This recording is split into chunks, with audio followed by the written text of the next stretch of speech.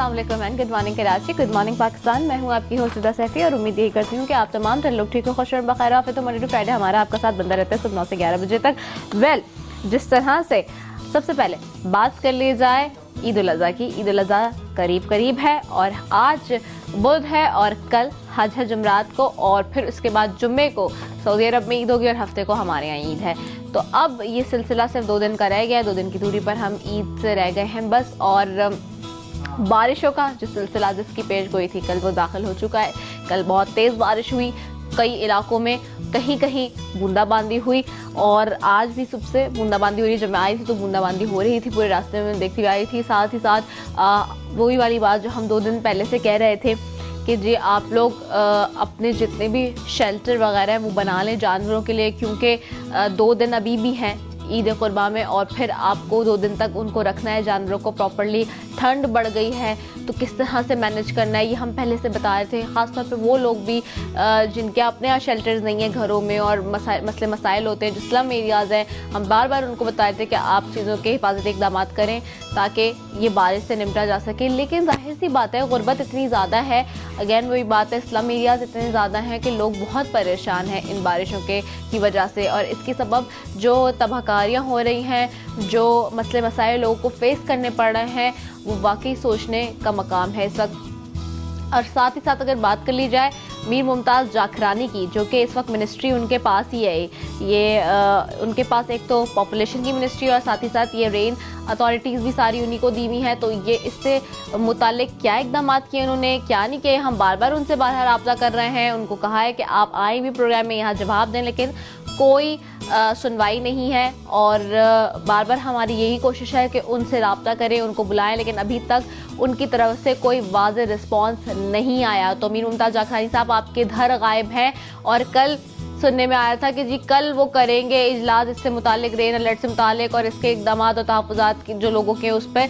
तो भाई अब क्यों करेंगे, अभी जो बारिश आई तब आप कहाँ थे, आप कर क्या रहे हैं? इतने दिनों से आपको ही मिनिस्ट्री दी हुई है लेकिन उस पर कोई काम नहीं हो रहा है। मुझे समझ ही नहीं आ रहा है कि ये सिंध हुकूमत चाहती क्या है, क्यों आवाम को रुलाने पे तुले में ये सारे के सारे मिनिस्टर जो हैं वो कोई काम नहीं कर रहा है, बस अपनी ईद की तैयारियों में लगे हुए, अपने चक्रों में लगे हुए। भाई खुदारा सिंध हुकूमत आप कुछ काम कर ले। लोग हज पे जा रहे हैं, ठीक है आप जाएं, हज पे एक फरीजा है, लेकिन 10-10 दफा हज पे जाना भी मतलब एक अजीब सी बात है ना। यहाँ लोगों की खिदमत करें जिसके लिए आपको रखा गया है, ये नहीं कि भाग जाए हज के लिए और 10 दिन पहले, 8 दिन पहले, 15 दिन पहले आप जा रहे हैं, फिर यहाँ की बातें आप बड़ी करते हैं कि हम ये कर रहे हैं, वो कर रहे हैं, वो कर रहे हैं। अरे भाई जब निशानदेही करते हैं फिर आपको बुरा भी लगता है, तो आप काम क्यों नहीं कर रहे हैं? इसी तरह कल बात कर ली जाए, कल सियासी मौसम का भी उतार चढ़ाव रहा और इसके बाद एक के बाद एक खबर जगह लेती रही। और कल साबिक सदर आसिफ जरदारी जो कि पीपल्स पार्टी के शरीक चेयरमैन है, उन्हीं की बात कर लें, उन्होंने प्रेस कॉन्फ्रेंस की और खुद को मासूम तरीन साबित किया। वो इतनी मासूमियत से जवाब दे रहे थे कल के पीपल्स पार्टी और वो जैसे करप्शन के काफ से भी वाकिफ ना हो। और खैर बहरहाल अब क्या कह सकते हैं, क्योंकि उन्हें आला हुकाम ने भी बेकसूर करार दे दिया है। और साथ ही साथ अगर बेकसूरी की ही बात आ रही है तो कल एक मुल्की बदनामी का बाइस बनने वाली कंपनी यानी कि एग्जिट को अमेरिका में सजा मिल गई है। अमेरिका में इसका फैसला हो गया और वहां पर उन्हें सजा सुना दी गई है। और साथ ही साथ अगर आपको ये भी बता दें कि इसके एक कारकुन को 21 माह कैद की सजा सुनाई गई है। ये वही एग्जैक्ट कंपनी है जिसके मालिक आप जानते हैं कि शुएब शेख साहब थे और उनकी गिरफ्तारी हुई थी। डिग्रियां छापने की मशीन भी बरामद कर ली गई थी, मगर फिर अचानक से कहा गया था कि जी वो बेकसूर हैं और ऐसा कुछ नहीं है। और फिर चैनल भी चल गया और वो एग्जैक्ट को भी खोल दिया गया। लेकिन अब बाहर अमेरिका में तो उनको सजा हो चुकी है और ये फैसला हो चुका है कि बहुत सारी चीज़ें गड़बड़ थीं। अनफॉर्चुनेटली क्या कर सकते हैं, हमारे इदारों का हाल ही यही है, क्योंकि यहाँ आम शहरी आम इंसान को तो सजाएं मिल जाती हैं, वो भुगत रहा होता है। जीती जाती जिंदगी भी एक सजा ही है इस वक्त। जितने स्लम एरियाज में जाके लोगों को देख लें और जो कराची का आपने बुरा हाल किया हुआ है, वहाँ आम इंसान के लिए भी जीती जागती जो आम रोजमर्रा की जो जिंदगी है वो भी एक सजा से कम नहीं है। कि कहीं ट्रैफिक का निज़ाम दरम बरहम है, सड़कें नहीं है, पीने का पानी नहीं है, सीवरेज की लाइनें जो है वो खराब हो रही हैं, बिजली नहीं है। तो जाहिर सी बात है ये सारी चीजें आम इंसान के लिए, जीते जागते इंसान के लिए एक ऑलरेडी उसके लिए मुसीबत ही है उसकी जिंदगी। इसके अलावा साथ ही साथ कल बात कर ली जाए सुप्रीम कोर्ट की भी। तो नैब के खिलाफ सुप्रीम कोर्ट भी बोल पड़ी है कि नैब ने करप्शन का ढेर लगा के रखा हुआ है, एक ढेर है जो उसने जमा किया हुआ है। वैसे भी नैब की भी अगर बात कर ली जाए तो एग्जिट गेट कहा जाता है नैब को, और कल डॉक्टर आसिम का नाम भी ईसीएल से निकाल दिया गया है।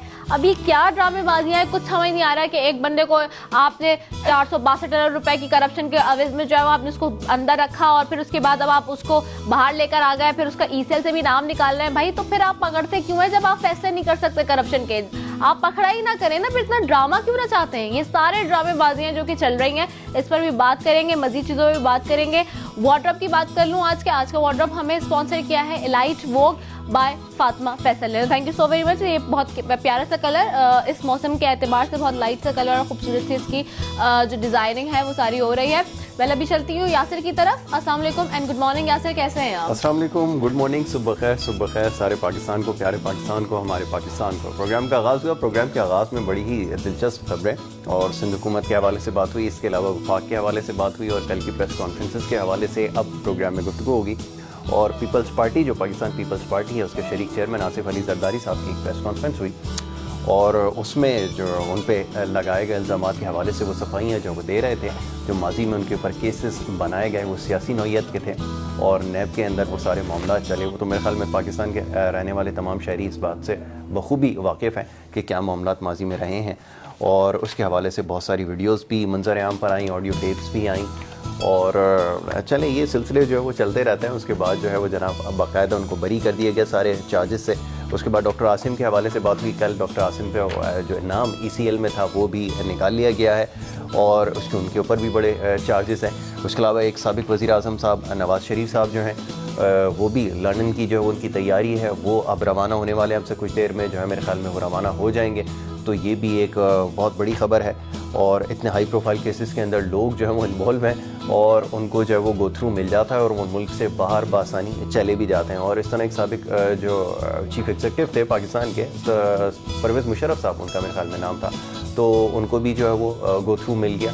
उनको भी नामी सेल के अंदर था और वो नाम जो है उनका निकाल लिया गया और उसके बाद उन्हें भी रवाना कर दिया गया। तो बहरहाल ये सिलसिला चलता रहता है। इसके अलावा और भी बड़ी सारी खबरें जिसके हवाले से बात होगी। बारिश के हवाले से बात हो रही थी, कराची शहर की थोड़ी सी बात कर लेते हैं। मौसम जो है बड़ा खुशगवार है और गुज़िश्ता कई रोज़ से गर्मी का जो सिलसिला था उसमें बड़ी शिद्दत आ गई थी और समुद्री हवाएँ जो हैं वो रुक गई थी और मीडिया पे खबरें चलने के बाद कुछ लोगों को ज़्यादा गर्मी लगना जो है वो शुरू हो गई थी जब से समुद्री हवाएँ रुकी हैं।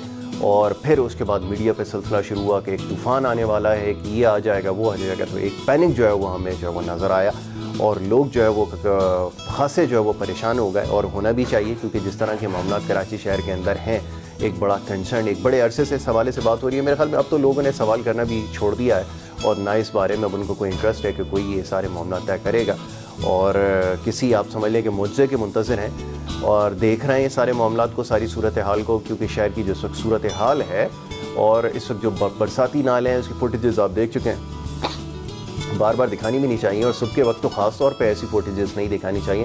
किशन भाई हमारे पास हैं ऐसी कोई फुटेजेस जिसके अंदर ये नाले जो हैं वो गंदगी से ढेर लगा हुआ है और ये तो इस तरह के फुटेजेस जो हैं वो चल रहा है और अब क्या करें, मजबूरी है, मीडिया का काम है ये सारी चीज़ें दिखाना। लेकिन लोग ये भी शिकायत कर रहे हैं कि यार ये दिखाए जाते हैं, सुबह का वक्त होता है और इस तरह के फुटेजेस चल रहे होते हैं। क्या करें, पूरा शहर ही गंदगी का ढेर बना हुआ है। किसी भी शहर में चले जाएँ आपको कचरे के ढेर हर जगह नज़र आएंगे, चाहे आप एयरपोर्ट के पास से निकल रहे हो या किसी पॉश इलाके के अंदर हो, कहीं पे भी आप चले जाएं आपको गंदगी के ढेर हर जगह नज़र आएंगे। और बारिश के बाद तो सूरत हाल जो है वो पहले से ज़्यादा वर्स्ट हो गई है। तो ये सारी इस वक्त शहर की सूरत हाल है और कोशिश हमारी यही है कि इस हवाले से ज़्यादा गुफ्तगू करें।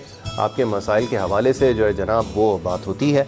और रिता ये एक बड़ा अफसोसनाक अमर है कि लोगों ने अब तो उम्मीद भी मेरे ख्याल में उनकी जो है वो दम तोड़ गई है। और जैसे आप कह रही थी कि कोई अथॉरिटी नहीं है सिंध के अंदर, सिंध हुकूमत के जो मामलात हैं वो किस तरह चल रहे हैं ये अल्लाह ही जानता है। यासिर आप देखिए मिनिस्टर्स है ना सब चीजों के, कहाँ है वो मिनिस्टर? जाखरानी साहब है ना, अभी ये रेन के हवाले से उनको एडिशनल उन्हीं को दी अच्छा, है। वो एक मैसेज आया करता था, आपको याद है पास्ट में एनडीए में जो वो मैसेज करता था, जी पीएमडीए दो है ना, आपको मैसेज करते थे, वो अब आया आपके पास? नहीं, वो नहीं आया है। वरना पहले लोगों को मैसेज कर देते थे कि एहतियाती तदबीर इख्तियार कर ले। हाँ, के इलेक्ट्रिक ने जरूर भेजा एक मैसेज ना कि आप बिजली नेशनल नेशनल डिजास्टर अथॉरिटी जो है जी बिल्कुल आपने वो उसकी तो सही के इलेक्ट्रिक निशानदेही मैसेजेस जो है वो भेज रही है लोगों को कि आप जो है वो बिजली के तारों से दूर रहें, और ये बड़ी अच्छी बात है। जिस चीज़ को सराहा जाना चाहिए उसको सराहेंगे भी बिल्कुल, और जहाँ पे तनकीद बनती है उस पर तनकीद भी करेंगे। लेकिन एक अच्छी चीज़ है कि लोगों को बाखबर रखने के लिए आप थोड़ी सी तो कोशिश करें, थोड़ी सी काबिश करें। वैसे तो बड़ा पैसा खर्च करते हैं मीडिया के ऊपर, और हमारा भी थोड़ा ख्याल करें। ठीक है, ये तो अच्छी बात हो गई, लेकिन मेजर जो रेन के हवाले से बात हो रही है, जो मिनिस्ट्री अभी दी हुई है, एडिशनल मिनिस्ट्री जो है वो जाखरानी साहब के पास है, मीर मुमताज हुसैन जाखरानी। ये वही साहब है जब जो ट्रांसपोर्टेशन में थे इससे पहले, तो इन्होंने तबाह बर्बाद कर दी ट्रांसपोर्टेशन। जितने लोग आए हैं, ठीक है, तबाह बर्बादी, कोई काम नहीं किया, कोई फील्ड पे काम नहीं हुआ था। और अगर अभी बात कर ली जाए अब इसकी ये इनको ये वाली मिनिस्ट्री भी दे दी है डिजास्टर से रिलेटेड और ये रेन से रिलेटेड, तो इसमें भी इन्होंने अभी तक कोई मतलब ना कोई आके कोई बात की जा रही है, ना कोई इजलास हमें नजर आ रहा है कि जरा एक्टिव वो पता नहीं क्या कर रहे हैं, सिर्फ खाने में लगे हुए हैं, पैसे साफ बातें हुए अपने अकाउंट भरने में लगे हुए। भाई आप लोग मतलब कोई तो कुछ तो काम करो, वही वाली बात है ना। फिर मैं कहती हूँ कि आप लोग उठकर कहाँ से आते हैं, वहां से जहां पर आपकी सोच ही नहीं है काम करने की, जहां आप चाहते ही नहीं है कि काम करें, यहाँ आपको ये जो है वो लग्जरियस लाइफ लग रही होती है, वहां से जहां से आप लोग उठकर आते हैं उसके मुकाबले में। तो आप इसको भी, यहाँ भी आपने शहर को भी गांव बना दिया है, आप सारे गांव वालों ने, बड़ी माजरत के साथ। Anyways, but it's a hard fact, but it's a bitter fact, but it's true. लेकिन वेल बात कर ली जाए इसकी भी, तो आपको जिस तरह से आप जानते हैं आपके सामने कोई इजलास बुलाया जा रहा है, कोई इस पे एक्शन लिया जा रहा है, कोई आपने हिफाजती इकदाम बाहर देखिए, कोई शेल्टर्स क्रिएट किए हो, इजलास बुलाए जाते हैं, शेल्टर्स क्रिएट किए हो, नेवर नेवर। अरे ये तो बहुत आगे की बात है कि शेल्टर्स बनाना, लोगों को प्रोटेक्ट करने के लिए सारे वो प्रिकॉशंस लेना, और ये सारी चीजें तो खैर हमारे एग्जिस्ट नहीं करती, बेसिक चीजें हैं। कहाँ है इस मिनिस्ट्री में ठीक ठाक बजट दिया हुआ है, और भी बहुत सारे बजट एलोकेट हुए, आपको पता है स्पोर्ट्स के अंदर भी हुआ है, और बहुत सारी और चीजें आप लोग के अपने अकाउंट में, आपके बच्चों के अकाउंट में, आपके अपनी फैमिलीज के अकाउंट में। मीर मुमताज हुसैन जाखरानी साहब और जितने भी सारे इस वक्त सीएम साहब को तो चाहिए था कि वो जाते ही नहीं, वो जो जा रहे हैं हज के लिए, और इस पे ठीक है कि वो एक फरीजा है, लेकिन आपको यहाँ रुकना चाहिए था लोगों की खिदमत के लिए। आपको लोगों की खिदमत के लिए मामूर किया गया है। आप हमारे टैक्सेस हम देते हैं, तो आप इस पोजीशंस पे सारे कि आपको इतनी लंबी लंबी बड़ी बड़ी मरात और तनख्वाहें मिलती हैं, आप लोग जवाब दें हर चीज के। You have to clear each and everything. आपको जाना ही नहीं चाहिए था इस सूरत हाल में, जबकि शहर का ये बुरा हाल है। और मैं कल लिटरली विजिट कर रही थी पूरे शहर का, जो हाल है कचरे का, जो हाल है कचरे का, जो हाल है सड़कों का, बुरा तरीन, बदतरीन मतलब। और बारिश के बाद तो ऐसा हो गया है, और कीचड़ पानी और वो खड्डे और वो ट्रेंचेस जो आप कह रहे थे, और फिर वो कचरा, ओ माय गॉड, इतना बुरा किसी इस शहर का हाल मैंने नहीं देखा कहीं पूरी दुनिया में। बिल्कुल बिल्कुल। और ये तो वो आप जो बातें बता रही हैं तो बड़ी बेसिक चीजें हैं, इसके ऊपर तो बहुत सारी चीजें होनी चाहिए। जो 2 दिन पहले नासिर हुसैन शाह साहब बड़ी बातें करके गए थे कि आपको नजर नहीं आ रहा है, क्या नजर नहीं आ रहा है, क्या देखूं मैं? कचरे के ढेर देखती हूँ मैं जब निकलती हूँ अपने घर से बाहर, मैं ट्रेंचेस देख रही हूँ, मैं गड्ढे देख रही हूँ, मैं टूटी फूटी सड़कें देख रही हूँ, मैं इंतजामिया में जो भी सारे इंतजाम किए हुए वो कोई इंतजाम है ही नहीं, बल्कि क्या कहें, बिल्कुल बदनजमी का शिकार है हर चीज। और अगर बात कर ली जाए सड़क की, तो आप ये देखें कि सड़कों पे कोई काम हो ही नहीं रहा, और हो भी नहीं सकता, इसलिए क्योंकि अब जिस तरह से बारिशों का जो सीजन शुरू हो गया है, वो जितने काम जो तरक्याती चल रहे थे वो रुक गए हैं। बिल्कुल। तरक्याती काम कहाँ चल रहा है वैसे? जो सो कॉल्ड तरक्याती काम है इनकी नजर में, ठीक है, जिसको ये कहते हैं कि जुलाई में स्टार्ट करेंगे, और अब जुलाई में हमने यहाँ अगस्त में बुला लिया, तो अब कह रहे हैं दिसंबर में ऑपरेशनल होगा, जबकि वो दिसंबर में भी मुझे होता हुआ नजर नहीं आ रहा जो उसकी सूरत है। जी बिल्कुल। और थोड़ी सी मौसम के हवाले से बात कर लें। महकमा मौसमियात ने आज से कराची में मूसलाधार बारिशों की पेशगोई कर दी, जो जुमे के रोज तक जारी रहने का इम्कान है। मेट ऑफिस के मुताबिक खलीज बंगाल से भारत के रास्ते बारिश का नया सिस्टम दाखिल होने वाला है, जिसने आज ही अपनी झलक दिखा दी। चीफ मेट्रोलॉजिस्ट अब्दुल रशीद का कहना था कि बारिश के दौरान गैर मामूली तुंद और तेज़ हवाएं भी चलने का इम्कान है। दूसरी जानिब हल्की बारिश से ही तालाब बनने वाले इलाकों को कैसे बचाएंगे, इंतजामिया के सामने बड़ा चैलेंज है।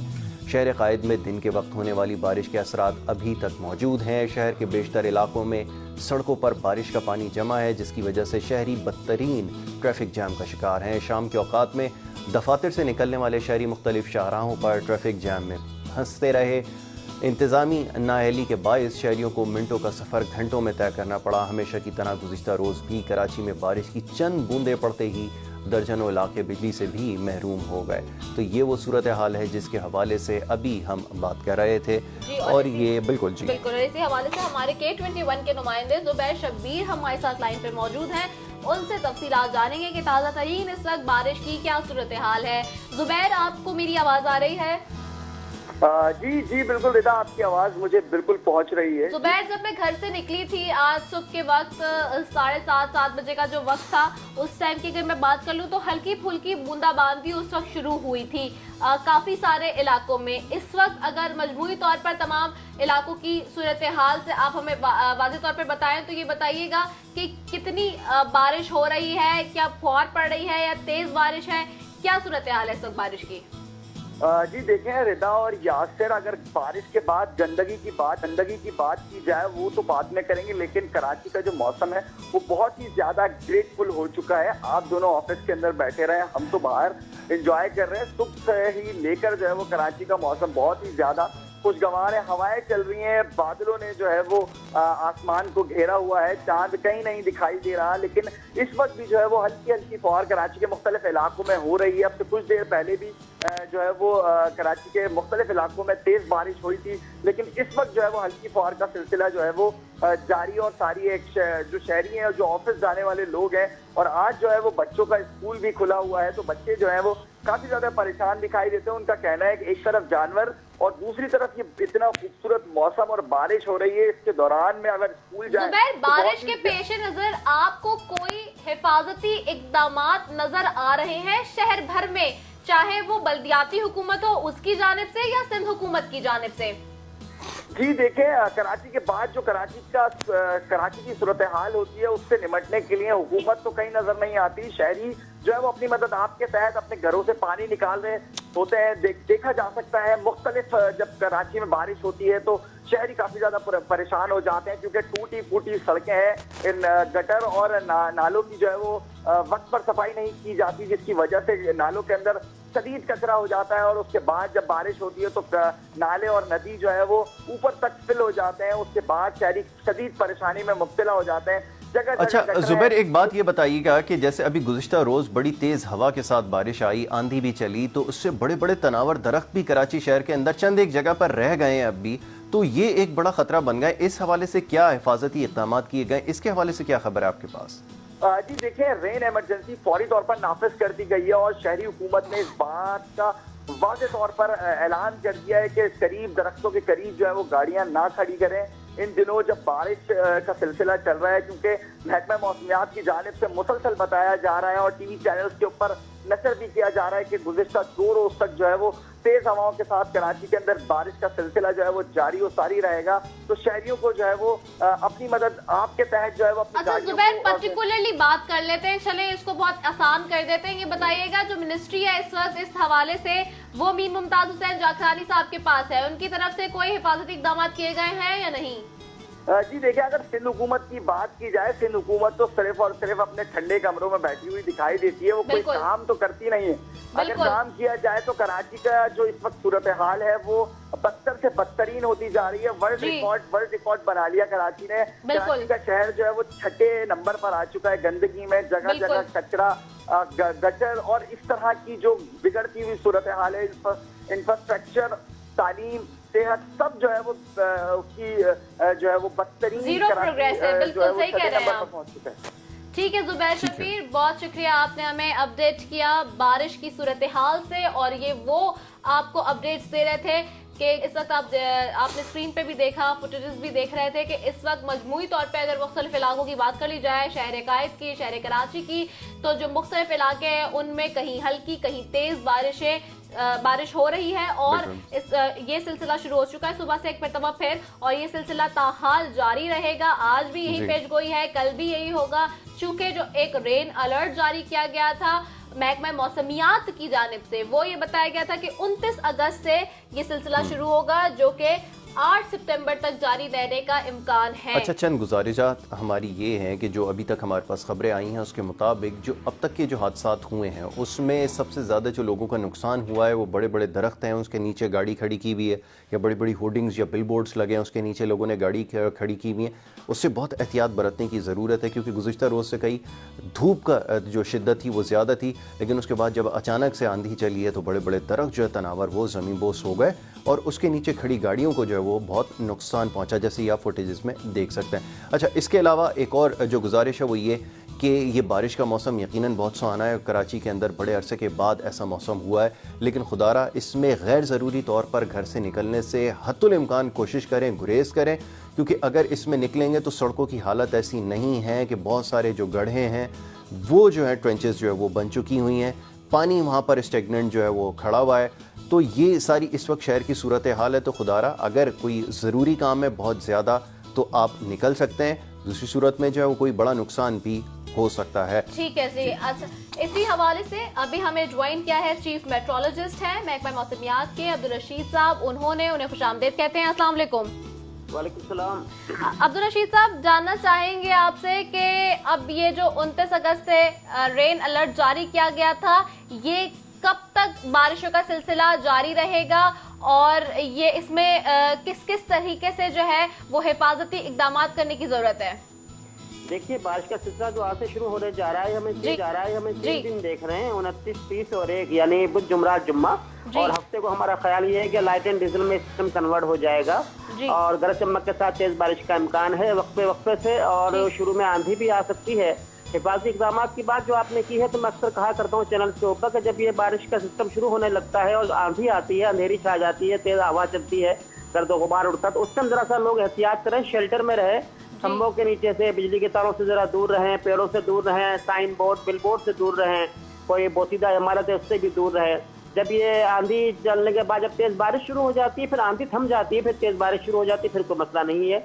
बाकी दूसरे अलावा क्या नाम शहरी की बात, अर्बन फ्लडिंग की बात करते हैं, तो मैंने अक्सर मौकों पे कहा है कि अगर आपके वो रास्ते चौक नहीं है जिसके जरिए पानी ट्रांसफर होता है रोडों से, शाहराहों से, गलियों से, नदी नालों में, अगर वो खुले हुए तो अल्हम्दुलिल्लाह फिर कोई मसला नहीं अर्बन फ्लडिंग का। अच्छा अब्दुल रशीद साहब, ये बताइएगा हफ्ते के दिन के हवाले से जो ईद का दिन है, क्या पेश गोई है आपकी, क्या इतलात हैं, क्या मैंने अर्ज किया आपसे जी, लाइट एंड डीजल हो सकती है, सिस्टम जो है मतलब हफ्ते को कन्वर्ट हो जाएगा। शॉर्ट स्पेल ही चलते रहेंगे ये जी, शॉर्ट स्पेल चलेंगे जी। अभी जुमरात जुम्मा तो वक्त से बारिश होगी, लेकिन जुमरात के बाद, जुम्मे के बाद हफ्ते वाला दिन जब ईद का दिन शुरू होगा तो फिर लाइट एंड डीजल में कन्वर्ट हो जाएगा सिस्टम। अच्छा जी, ठीक। अच्छा अब्दुल रशीद साहब, ये भी बताइएगा कि हमारे पास ये इत्तलात थी जो कि आप ही की तरफ से आ रही थी और लोग भी बता रहे थे कि 15 साल के का रिकॉर्ड तोड़ने जा रहा है ये जो रेन स्पेल इस वक्त होगा, तो इसमें कितनी सदाकत है और इस हवाले से भी बताइएगा थोड़ा। देखिए, आपने ये गलत कहा कि हमारी तरफ से, हमने नहीं कहा, महकमा मौसमियात ने नहीं कहा 15 साल का रिकॉर्ड टूट जाएगा।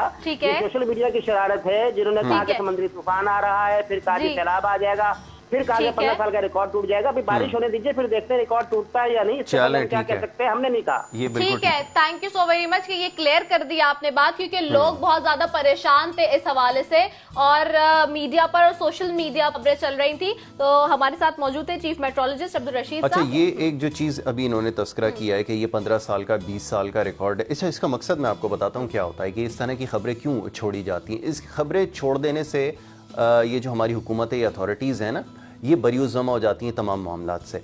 इस तरह की खबर जो है ये फ्लोट करवा देते हैं थ्रू सोशल मीडिया। आजकल तो बड़े ज़राए हैं, मैसेजेस के ज़रिए ये वो खुद फ्लोट कर देते हैं कि 20 साल का, 25 साल का, 30 साल का रिकॉर्ड टूट गया और इतनी ज़्यादा बारिश हुई कि हमारे बाद जो है वो मामलात हाथ से निकल गए। तो हाथ ऊपर कर देना बड़ा आसान है। और जितनी दफ़ा भी कराची शहर में बारिश होगी ना, आप रिकॉर्ड उठा के देख लें पिछले 30 सालों का, जितनी दफ़ा भी बारिश, चाहे 2 घंटे के लिए बहुत ज़्यादा भी बारिश होगी, तो यही खबर चलाई जाती है कि जनाब 20 साल का रिकॉर्ड टूट गया, 30 साल का रिकॉर्ड टूट गया। तो ये अपनी नाअहली छुपाने के लिए इस तरह की बातें की जाती हैं। और आप देखेंगे कि अभी कुछ तर्जुमान जो हैं वो आएंगे और मीडिया के ऊपर आकर कहेंगे कि इतनी ज़्यादा बारिश हो गई कि इसकी उम्मीद ही नहीं थी और कभी ज़िंदगी में जब से पाकिस्तान बना है तब से इतनी बारिश कभी हुई ही नहीं है। तो ये अपनी नाअहली छुपाने का एक ड्रामा है जी। बिल्कुल, और साथ ही साथ खबरों का सिलसिला भी थोड़ा सा जारी रखें। और आपको ये भी बता दें कि एमकेएम पाकिस्तान के सरबराह डॉक्टर फारूक सत्तार ने भी मरदमशुमारी के नताइज ये अक्सर मुस्तरद करते हुए कहा है कि जबरी नताइज को किसी सूरत कबूल नहीं करेंगे।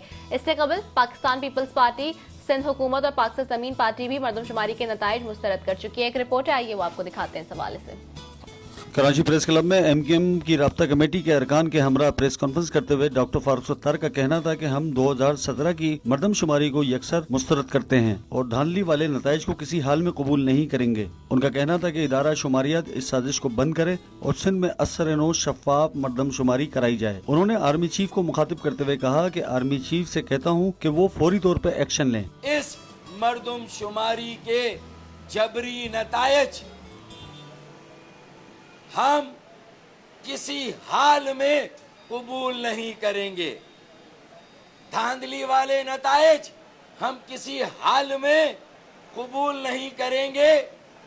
ना इंसाफी वाले नतायज हम किसी हाल में कबूल नहीं करेंगे।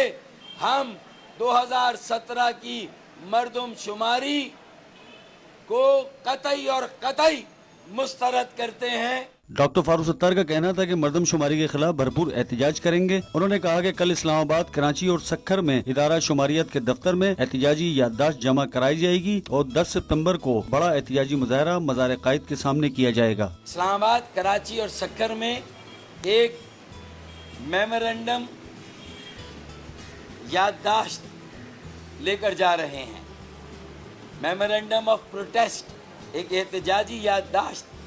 यहाँ हमारे MPAs, सक्खर में भी MPAs और जोन और इस्लामाबाद में सेनेटर्स और MNAs वहाँ जमा कराएंगे। तो अपनी सही आबादी को गिनवाने के लिए एक पुरअमन, मुनफरिद और शदीद एहतजाज 10 सितंबर बरोज़ इतवार एक बड़े अजीमुश्शान मुजाहरे की सूरत में मज़ारे कायद पर MQM ने मुनक्कद करने का फैसला किया है। MQM पाकिस्तान के सरबराह का मजीद कहना था कि ये कराची समेत पूरे सिंध की बका का मामला है और तमाम जमातों समेत हर फर्द को दावत देता हूँ कि मरदमशुमारी के गलत नताइज के खिलाफ एहतजाज करें। कैमरामैन इमरान अहमद के साथ फरीद फारूकी, K21 न्यूज़, कराची। जी, रिपोर्ट आपने देखी और किस तरह से ये वाज़े तौर पे कल प्रेस क्लब में एक बड़ी कॉन्फ्रेंस हुई और उसमें वाज़े तौर पे मुस्तरद कर चुके हैं ये मरदमशुमारी के नताइज। और इसी पे कल हमने भी बात की थी ऑलरेडी, प्रोग्राम इसी पे कल गया था और आगे भी करते रहेंगे जब तक हमारी कोशिश यही होती है कि कोई ना कोई एक्शन जरूर लिया जाए हमारी खबर पर और वाज़े तौर पर जो है उस पर कोई स्टैंड लिया जाए ताकि मामला दुरुस्त। अभी यहाँ ले लेते हैं एक ब्रेक। बिल्कुल, एक ब्रेक ले लेते हैं और ब्रेक के बाद वापस आएंगे और खबरें और भी हैं जिसके ऊपर अभी प्रोग्राम में गुफ्तगू की और साथ ही हमारे मेहमान भी हमें स्टूडियोज में ज्वाइन करेंगे और आपकी जो लाइव कॉल्स है उसका सिलसिला बाकायदा शुरू हो जाएगा। तो एक ब्रेक के बाद वापस आ रहे हैं, जाना कहीं नहीं है। Stay with us, we have to take a short break here.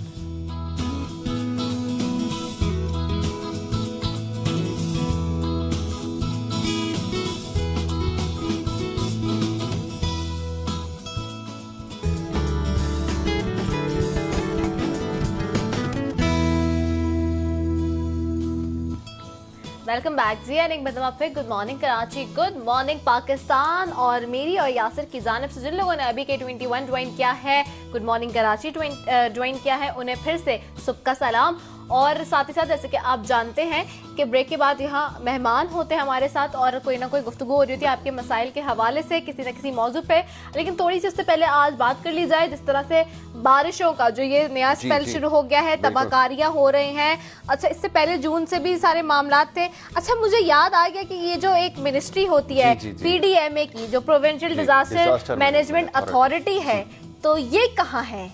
ये मिनिस्टर ये वही है जाखरानी साहब। जी, ये इनके पास एडिशनल है और काफी टाइम हो गया, इसको महीने हो गए काफी। और अभी हम खबर देख रहे हैं, बल्कि नीचे चल भी रही है कि सिंध हुकूमत ने सबको अलर्ट रहने की हिदायत कर दी है सो रहे पड़े हुए और इनसे रब्ता करने की वैसे कोशिश कर रहे हैं जाखरानी साहब से, लेकिन अभी तक रब्ता जो है वो मुमकिन नहीं हुआ है। और जिस तरह दीगर मसाइल के अंदर हम रब्ता करने की कोशिश करते हैं क्योंकि सुबह का वक्त है और यकीनन हाई अलर्ट की जब बात होती है तो हाई अलर्ट का मतलब ये होता है कि आप 24 घंटे यानी कि 24/7 दिन के 24 घंटे और हफ्ते के 7 दिन अवेलेबल हो और आपके तमाम लाइंस जो है वो खुली होनी चाहिए और ताकि आपके पास जैसे ही शिकायत आए आप उसका फ़ौरन से हज़ाला करें। और इससे पता चलता है कि आप कितने हाई अलर्ट हैं। लेकिन एक इदारे को तो अभी हमने PDMA को कोशिश कर ली है कि ना मिनिस्टर साहब से रब्ता कर लें, उनसे बात हो जाए इस हवाले से कि उनकी क्या तैयारी, कितना अलर्ट है, क्या उन्होंने सेफ्टी प्रिकॉशंस लिए हैं, क्या रेन इमरजेंसी है, ये होती क्या है। क्योंकि लोग खबरों में तो देख लेते हैं कि ये रेन इमरजेंसी नाफिज कर दी गई, ये हो गई, लेकिन ये है कहाँ सारे इदारे और ये कब एक्टिव होंगे, कब अपना काम जो है वो शुरू करेंगे। नहीं तो ये क्या आपको ये जस्टिफाई लग रहा है? फिर अगेन वही आवाम बेचारी पिसने वाली है, वही स्लम एरियाज के लोग इसमें इसका शिकार होंगे इस सारे मामलात का? एरिया के लोग तो कर ही रहे हैं सफ़र, लेकिन अब तो अर्बन और रूरल का एरिया वो ख़त्म ही कर दिया ना, सब एक बराबर कर दिया। अब तो आप समझ लें कि सब एक बराबर हो गए हैं, जो पॉश इलाका हो, स्लम एरिया हो, सबका एक जैसा हाल है। आपको फ़र्क करना मुश्किल नज़र आ रहा है। ठीक है जी, राब्ता करने की कोशिश की है बहुत ज्यादा, लेकिन फोन नहीं उठा रहे। इसका मतलब ख्वाब खरगोश के मजे ले रहे हैं, सो रहे होंगे। यहाँ आवाम पिस रहे हैं, मर रहे हैं। रेन इमरजेंसी जो है वो अलर्ट कर दी गई है, आप ही के इदारे से की गई है। आपकी जब साइट पे जाएं तो वहाँ स्पार्क कर रही है जी इमरजेंसी और अलर्ट अलर्ट अलर्ट। तो भाई आप खुद किधर हैं? आपको तो 24 घंटे इस वक्त जागना होना चाहिए, ड्यूटी पे होना चाहिए लोगों के लिए। आपको जिस चीज के लिए मामूर किया गया है, जिस चीज के टैक्स देते हैं, जिस चीज की आपको तनख्वाह मिलती है, लेकिन आप किधर गायब हैं कुछ पता नहीं है। आपसे राब्ता करने की कोशिश की जा रही है अभी भी, और कल से भी राब्ता करने की कोशिश की, लेकिन मीर मुमताज हुसैन जाखरानी साहब, जिनके पास इस वक्त provincial disaster management authority PDMA की मिनिस्ट्री है, वो लापता है। बिल्कुल जी। और प्रोग्राम के अंदर ये भी बात होती रहेगी, आपके मसाइल के हवाले से बात होगी, और ख़ास तौर पे कुछ ऐसी बीमारियां हैं जिसके हवाले से गुज़िश्ता कई प्रोग्राम्स में हमने गुफ्तगू की है, और कुछ ऐसे मुहलिक अमराज हैं जिसके हवाले से प्रोग्राम में बात की गई। और मुख्तलिफ हमारे मौक़ों के ऊपर हमारे पास डॉक्टर्स या हकीम या इस तरह के जो दीगर एक्सपर्ट्स हैं मौजूद होते हैं, जिनसे हम प्रोग्राम में गुफ्तगू करते हैं और आपके इन मसाइल और अमराज के हवाले से प्रोग्राम में बात होती है। तो आज भी आपके अमराज के हवाले से बात होगी, और इस वक्त स्टूडियोज़ में हमारे साथ मौजूद हैं जनाब हकीम मोहम्मद शकील अहमद साहब, और ये एक माहिर हकीम हैं और आज स्टूडियोज़ में हमारे पास मौजूद हैं। तिब के हवाले से इनकी काफ़ी रिसर्च भी है और बहुत सारी इन्होंने इसके ऊपर काम भी किया हुआ। हकीम साहब को खुशामदीद कहूँगा, बहुत शुक्रिया जनाब, आपने हमें प्रोग्राम में ज्वाइन किया। अच्छा सर, थोड़ी सी बात हो जाए हिकमत के हवाले से और ये जो इलाज है, तरीका इलाज के हवाले से। अब क्योंकि बड़े अफसोस के साथ कहना पड़ता है कि जो हमारे यहाँ मेडिकल के अंदर काम हो रहा है, बल्कि काम नहीं हो रहा, उसकी वजह से लोगों को बड़ी जो है वो तकालीफ का सामना है, और बहुत सारे अमराज ऐसे आप जन्म ले रहे हैं जिनका इलाज जो है वो ख़ासा महंगा भी है और हर किसी के बस में भी नहीं है। तो लोग पुराना जो तरीका इलाज है उसकी तरफ वापस जा रहे हैं और तिब की तरफ वापस आ रहे हैं, और ये जो हर्बल मेडिसिन हैं इसकी तरफ वापस आ रहा है। तो इस हवाले से बताइए कि आपकी क्या रिसर्च है, क्या कितना काम अब तक हुआ है, और क्या इसके अंदर सबसे पहला सवाल तो ये है कि जो मुहलिक अमराज हैं उनका इलाज हो सकता है इन हर्बल मेडिसिन के ज़रिए, इसके बारे में थोड़ा सा बताइए। जी बहुत शुक्रिया, आपने मौका दिया। देखिए, तिब यूनानी कोई नया सिस्टम ऑफ मेडिसिन नहीं है। इसकी जो जड़ें आप निकालें तो जब से दुनिया शुरू हुई है, जब से हर्बल मेडिसिन और नेचुरल मेडिसिन का इस्तेमाल हो ही रहा। बिल्कुल 70 सदी ईस्वी तक ये यूरोप में हर जगह तिब यूनानी का राज था। 70s में कुछ होम्योपैथिक मेडिसिन आई, जो उसके बाद 90s 19वीं सदी में फिर जर्म थ्योरी आ गई। उसके बाद थोड़ा इसकी इस्तेमाल में कमी आ गई, लेकिन इससे पहले तो जितने मौलिक अमराज थे वो तिब यूनानी डील कर रही थी। और अभी भी जो किताबें अब ट्रांसलेट होकर आ रही हैं, बुकरात की या जो पुरानी दवाएँ शेख रईस की किताबें, उनमें उसी तमाम सीरियस अमराज का इलाज मौजूद है जो अब मुरव्विज हैं। जी जी। सिर्फ प्रॉब्लम से इतनी हुई है कि अब अवेयरनेस बढ़ गई है अमराज की अलामतों में, उसकी शिद्दत में या उनके इलाज में वाज़ेह तौर पर कोई नई तब्दीली नहीं आई है। सिर्फ अवेयरनेस हो गई। जो हेपेटाइटिस सी, जी, आज से अब 15 साल 20 साल पहले चले जाइए तो हेपेटाइटिस सी को कोई जानता ही नहीं था। बिल्कुल। हेपेटाइटिस सी था, हेपेटाइटिस बी था, फिर सी आया, अब डी आ गया और जी तक आ गया। तो इससे अवेयरनेस बढ़ी है। बिल्कुल। जदीद टेक्नोलॉजी में सिर्फ इजाफा जो हुआ है वो लैब या जो हमारे तहकीक तशखीस की तरीक़ेकार हैं वो अपग्रेड हुए हैं। बिल्कुल। उसको अब तक नेचुरल पैथी से कोऑर्डिनेट या इंटरलिंक नहीं किया गया। ठीक है। ये इशू आ रहा है कि लोग समझने में उनका फुकदान है। बिल्कुल। वरना ट्रीटमेंट तो पहले भी हो रहा था और अब भी हो रहा है। अच्छा, पहले जो डायग्नोसिस का तरीका था वो बड़ा मुख्तलिफ था और नब्ज देखकर तमाम बीमारियों के बारे में बता दिया जाता था। बिल्कुल ऐसा लेकिन है। आजकल तो कम से कम 1000 टेस्ट होते हैं, उसके बाद भी डायग्नोसिस नहीं हो रहा। ये ज़रा बता दीजिए क्या मामला है। हाँ, ये बहुत अच्छी बात आपने फरमाई। देखिए, तिब बेसिकली डील करती है जिस्म को एक यूनिट मानती है जी। अच्छा, पहले जो तरीक़ेकार था उसमें फिज़िकल अपीयरेंसेस थी शामिल, पल्स देखा करते थे, यूरिन, क्योंकि उसमें लैब इतनी एडवांस नहीं थी जी तो ये ना रेडियोलॉजी थी, जी। ये तो 20वीं सदी के इन्वेंशंस हैं। उस वक्त जो कुछ फिज़िकल अपीयरेंस थी उसकी बेस के ऊपर डायग्नोस की जाती थी। उसमें नब्ज़ हो गई, आपके लाइफ स्टाइल हो गया, आपके सिम्टम्स हो गई, क्लाइमेट बेस्ड हो गया, ये सारी चीज़ इन्वॉल्व होकर और जिस्म को यूनिट मान के उसकी अपीयरेंस को देखते हुए तशख़ीस करते थे।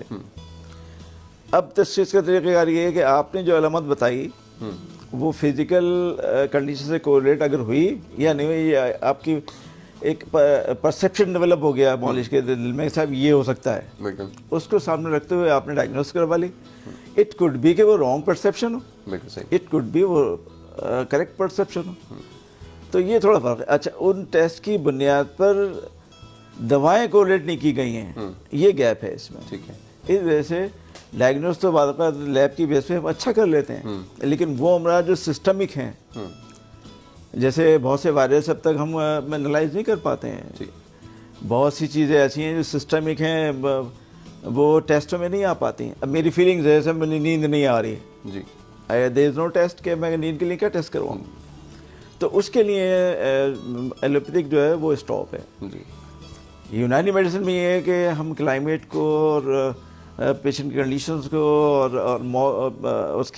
उसकी नब्स को, उसके लाइफ स्टाइल को, उसकी डाइट को, सबको मेजर करके और गाइड करते हैं और वो बात वो ठीक हो जाता है। बिल्कुल ठीक। अच्छा अच्छा, हकीम साहब ये बताइएगा कि जिस तरह से ऐसी बीमारियां हैं जो क्योरेबल नहीं हैं, जिसमें अगर बात कर ली जाए सबसे सर फहरिस्त कैंसर की बात कर ली जाए, और बात कर ली जाए उसके बाद शुगर का बड़ा मसला आजकल लोगों को हो रहा है, इस तरह की जो बीमारियां और हम देखते हैं मरीज़ों के अंदर, तो क्या यूनानी तरीका इलाज में इसका इलाज है कैंसर की खास तौर पे अगर बात की जाए? बिल्कुल ठीक फरमाया आपने, बड़ा अच्छा क्वेश्चन है।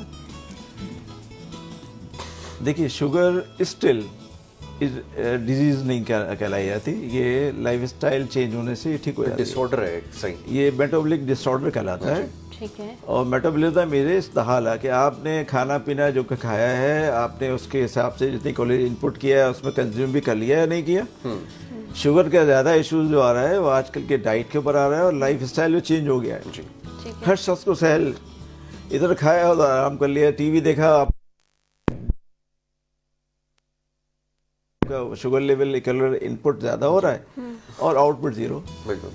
तो basically sugar is a metabolism disorder, इस तरह की खराबी है। बिसाइड दैट कैंसर के हम करते हैं बात।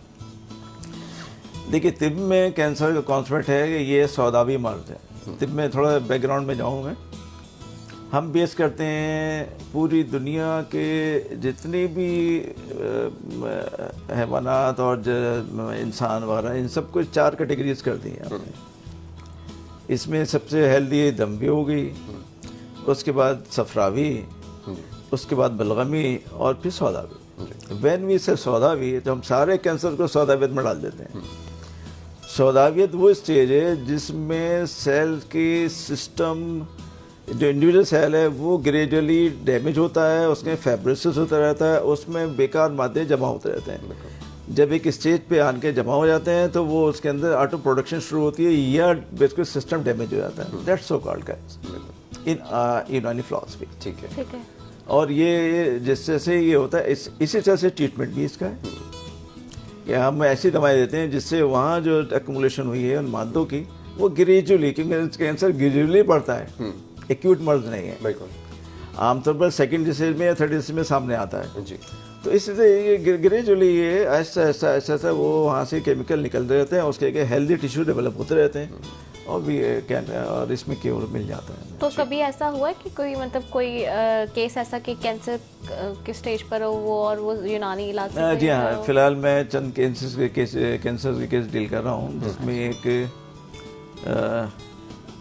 यूट्राइन कैंसर था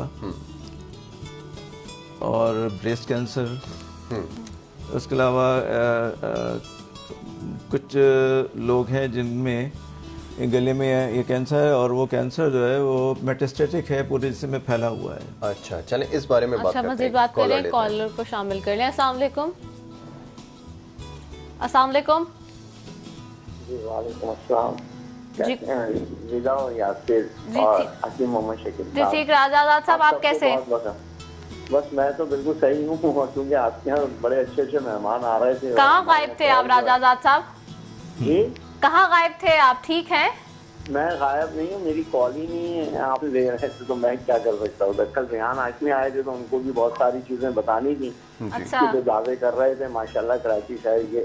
तो आप यकीन करेंगे गुलबर्ग असल मस्जिद में है, calls जामा बहुत आ रही मस्जिद, हैं। वहाँ भी बहुत सारी चीजें थी। लेकिन अभी हकीम मोहम्मद शकील साहब है माशाल्लाह, इनसे सबसे पहले तो ये बात यानी जो अताई हकीम बैठे हैं हर जगह खोल खोल के। असल में राजा आजाद साहब बात ये है कि कॉल्स बहुत सारी आ रही हैं और बहुत आ रही होती हैं और हमारी कोशिश होती है कि ज्यादा से ज्यादा कैंसर के हवाले से शामिल जो करें। हमारे यहाँ कैंसर का जो सबसे बड़ा अलमिया है जी। उसके लिए कोई इलाज हमारे यहाँ अब तक तस्लीम नहीं किया गया।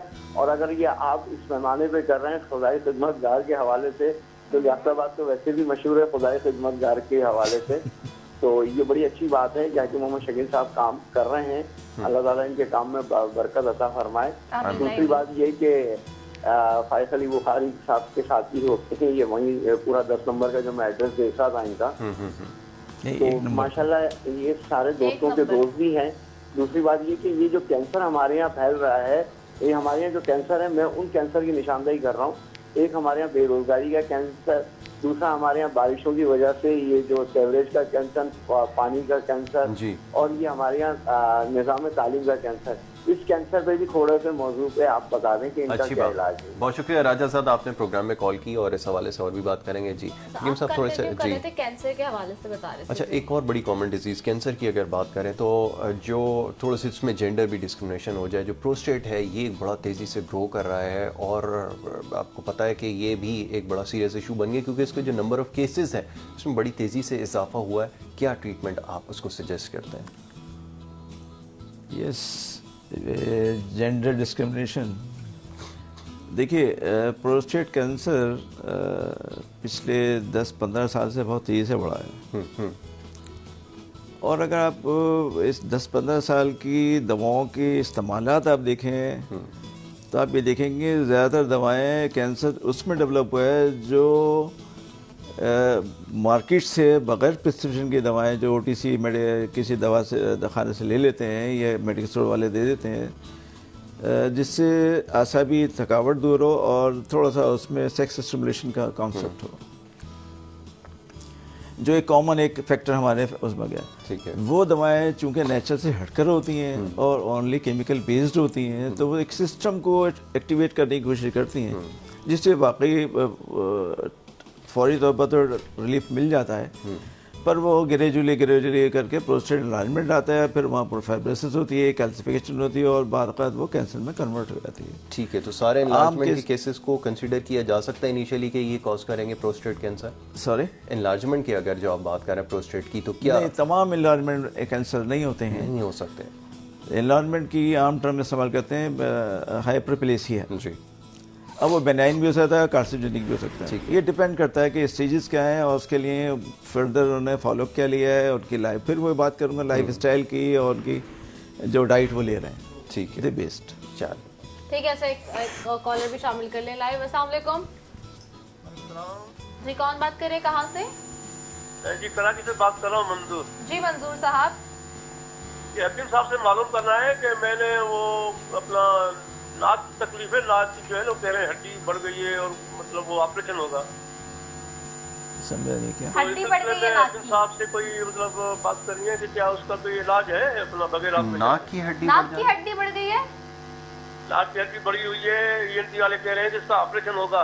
ENT वाले कह रहे हैं ऑपरेशन होगा। साइनस के अच्छा ठीक है, अभी आपको जवाब देते हैं, ओके। प्रोग्राम देखते क्या नाम रहे। है इनका? नाक की हड्डी बढ़ गई है मंजूर साहब की, ENT वालों ने कहा है कि ऑपरेट अब होगा। मंजूर साहब, नाक की हड्डी बढ़ना बहुत कॉमन फैक्टर हो गया है कराची में, क्योंकि कराची में जो गंदगी का हाल है जी, और ये जरासीम जो बारिश से बह के मिट्टी में मिल जाते हैं, वो जब वहाँ से सफ़र होता है, गाड़ी गुजरती है, तो वही मिट्टी आपकी नाक, कान, आँखों और बालों में जा रही होती है।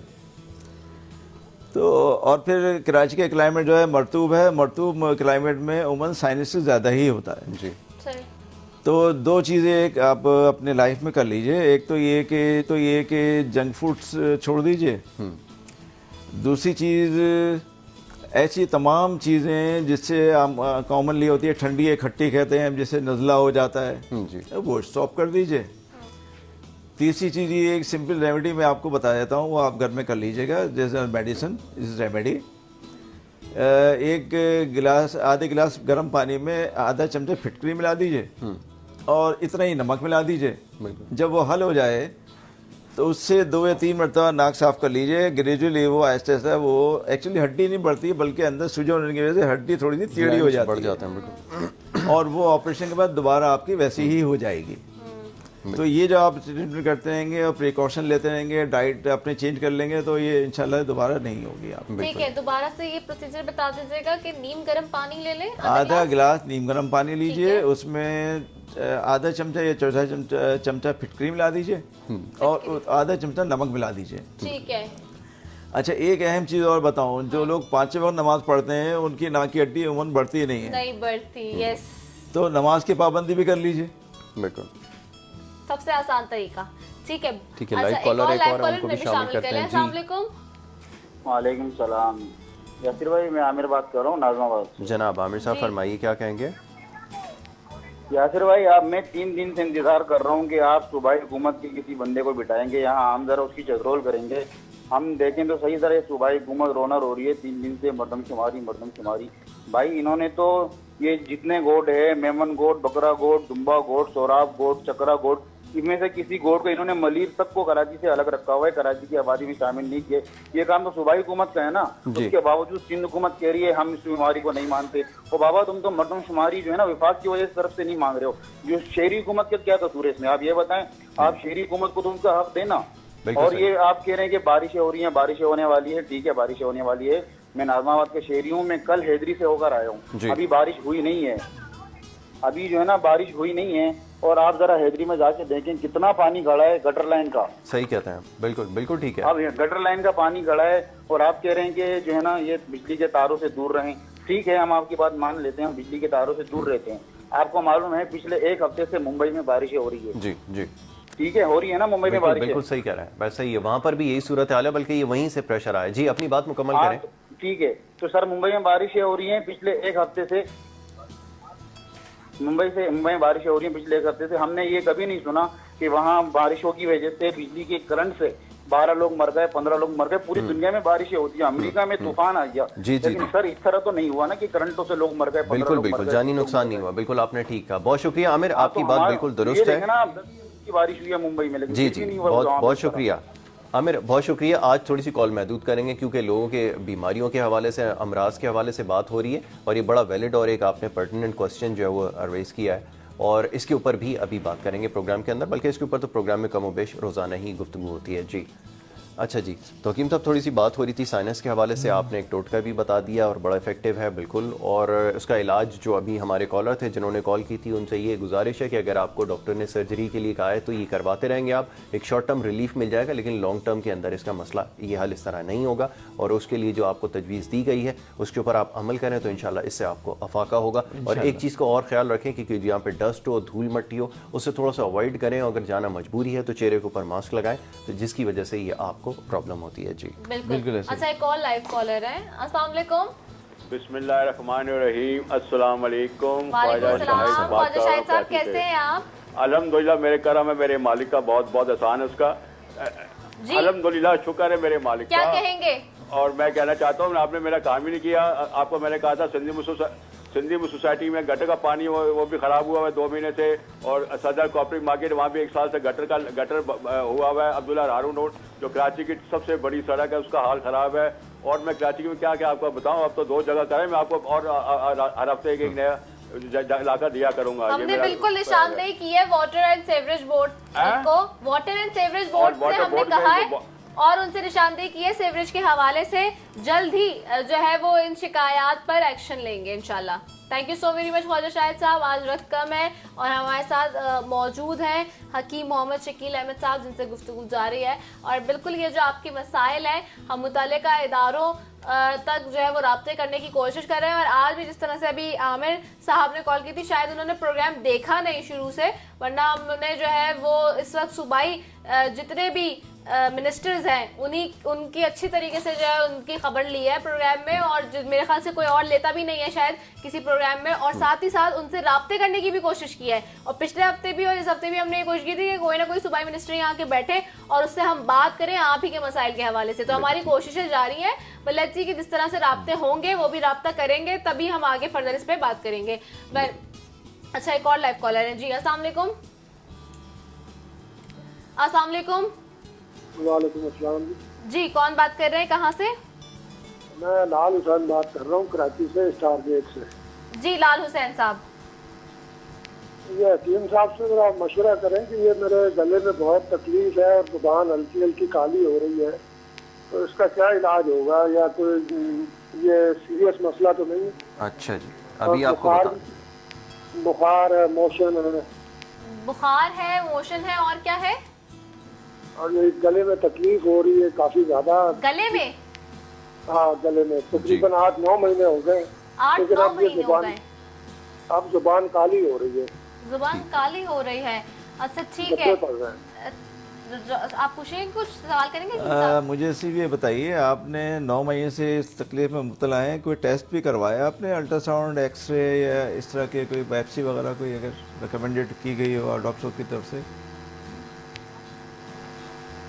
लाल हुसैन साहब, आवाज आ रही है आपको? जी जी। आपसे पूछ रहे हकीम साहब कि आपने कोई टेस्ट वगैरह करवाए हैं, कोई एक्सरे, कोई टेस्ट, कोई अल्ट्रासाउंड? 8-9 महीने से आपको तकलीफ है? नहीं, टेस्ट कोई नहीं करवाया। तो आपने किसी डॉक्टर को दिखाया? किसी को नहीं, अभी तक नहीं दिखाया। अभी वैसा ऐसे जी गली मोहल्ले के डॉक्टरों को दिखाया, उनकी समझ में नहीं आ रहा। तो क्या नाम है? लाल हुसैन साहब। लाल हुसैन साहब, एक ज़हमत होगी कि किसी करीबी किसी अच्छे हॉस्पिटल में जाके अपने मर्ज़ की प्रॉपर तशख़ीस करवाइए। 9 महीने से आप इस तकलीफ में मुब्तला हैं और अब तक प्रॉपर आपकी तशख़ीस ही नहीं हुई, तो कोई भी अभी मैं अगर दवा बताऊं या कोई भी डॉक्टर दवा देंगे तो वो एक अंदाज़न होगी, स्पेसिफिक नहीं होगी। वैसे अगर ज़ुबान का मसला है या गले का मसला है तो बेहतर ये है खट्टी और ठंडी चीज़ें ना खाइए और अपनी ग़िज़ा शादी कर लीजिए, और अगर सहूलत हो तो सिंपल एक दवा मैं बता देता हूँ, वो आप ले लीजिए। सिंपल मलेठी ले लीजिए, मार्केट में आप मिल जाती है जी जी, पान वाले पंसारी के पास। और उसका छिलका उतार के उसको पिसवा लीजिए। उसमें से कोई चौथाई चमचा या आधा चमचा चाय वाला दिन में 2 मरतबा उबाल के पी लीजिए। इससे आपकी प्रेजेंट तकलीफ में थोड़ी कमी तो आ जाएगी, लेकिन तशख़ीस के बाद सही इलाज होगा। ठीक है। अच्छा, स्क्रीन पे नंबर और पता भी चल रहा होगा हकीम साहब का, आप उनसे राब्ता कर सकते हैं, उन्हें फोन कर सकते हैं, उनके पास भी जाकर आप दिखा सकते हैं कि जो भी ये बीमारी है। और साथ ही साथ अदरवाइज आप किसी अपने पर्टिकुलर डॉक्टर को दिखाइए, हकीम साहब करें, ताकि आपका ये जो मर्ज है इसकी तशखीस तो हो कि मर्ज क्या है। हॉस्पिटल में दिखाएं। हाँ, कोई किसी प्रॉपर डॉक्टर किसी अच्छे हॉस्पिटल में जाए, अच्छे हॉस्पिटल में फिक्र देगा, बिल्कुल आपको टेस्ट। वरना नंबर चल रहा है हकीम साहब का, आप हकीम साहब के पास भी जा सकते हैं, एड्रेस भी चल रहा है और नंबर भी चल रहा है, दोनों चीज चल रही है। अच्छा हकीम साहब, ये एसोसिएशन आपकी हकीम मोहम्मद सईद साहब जो पाकिस्तान के बर्रे सगीर के एक बहुत बड़े हकीम रहे हैं, तिब के शोबे में उनकी बड़ी खिदमात रही हैं, उनके साथ क्या एसोसिएशन थी, क्या वो थी, ज़रा इस बारे में भी थोड़ा सा बता दीजिए। हाँ, थोड़ी सी बैकग्राउंड में जाऊँगा मैं। ज़रूर जाइए। जब तिब के बारे में सोचा तो एक ही शख्सियत सामने थी जो आइडियल थी मेरे लिए, हकीम सईद साहब थे। और कभी सोचा करता था कि मुलाकात हो। When I passed my graduation in microbiology, चूँकि ख़ानदानी बैकग्राउंड था तिब का, तो फ़ौरन जाके एडमिशन ले लिया। जी। मेरी फर्स्ट ईयर जब मैं था तो हकीम साहब की तरफ से इंटरनेशनल यूथ कांग्रेस का दावतनामा आया एज ए डेलीगेट, और मैं चला गया। ठीक है। उसके बाद फिर वो पूरे हर एग्ज़ाम में कोई डिस्टिंक्शन आती रही मेरी। पाकिस्तान लेवल पे भी मैं कामयाबी रहा मैं। फिर हकीम साहब से कुर्बत होती चली गई। जब मैंने फाइनल कर लिया जी, तो फिर हाउस जॉब के लिए सोचा। फिर एक आइडियल शख्सियत हकीम साहब थे, बिल्कुल सही। अप्लाई कर दिया और फौरी जवाब भी आ गया मुझे। ठीक है, वो सिलसिला ऐसा हुआ कि उनकी शहादत तक मैं उनके साथ ही था ठीक है। और वहाँ सब कुछ सीखा, इंक्लूडिंग तिब एंड मैनेजमेंट। तो वो एक ऐसी उस्ताद शायद एक ऐसा करीबी रिश्ता हो गया जी कि जब भी हकीम साहब मतब में होते थे तो मैं आमतौर पर सुबह के मतब में साथ था उनके। इस तिब्बी कॉलेज में एज ए लेक्चरर अपॉइंट हो गया मैं। वहाँ तदरीसी मामला भी रहा तिब का।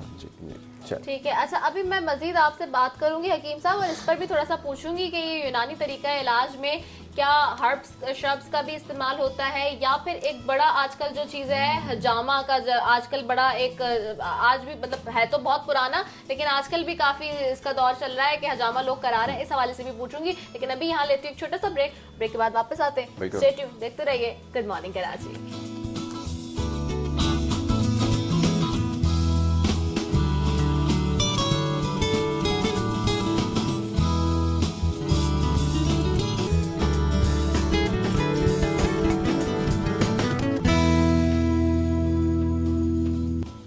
एक बार फिर good morning Karachi, good morning Pakistan. और ब्रेक पर जाने से पहले गुफ्तगू हो रही थी, हकीम मोहम्मद शकील अहमद साहब हमारे साथ स्टूडियो में यहाँ मौजूद है और आज यूनानी तरीका इलाज पर गुफ्तगू हो रही है, यानी कि तिब पे की बात की जा रही है, किस तरह से यूनानी तरीका इलाज होता है और साथ ही साथ किस तरह से हर्बल और ये सारी चीज़ें जो है ट्रीटमेंट पॉसिबल हैं।